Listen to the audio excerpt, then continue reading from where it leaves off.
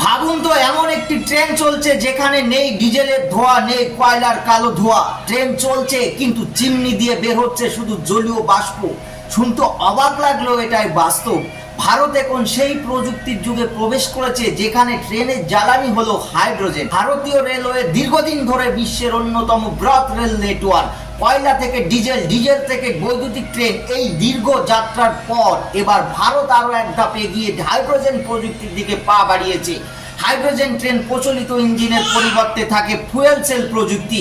এখানেই hydrogen gas এবং বাতাসের অক্সিজেন একত্রে বিক্রিয়া করে বিদ্যুৎ তৈরি করে, সেই বিদ্যুৎ ট্রেনের মোটর চালায়।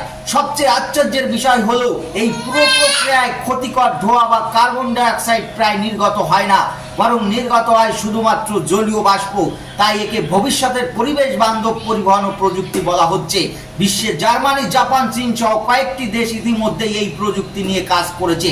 এখন ভারতও সেই উন্নত প্রযুক্তির পথে দৃঢ় পদক্ষেপ নিয়েছে। এটি শুধু একটি নতুন ট্রেন নয়, এটা ভারতের গবেষণা, প্রকৌশল এবং ভবিষ্যতের প্রতি আত্মবিশ্বাসের প্রতীক।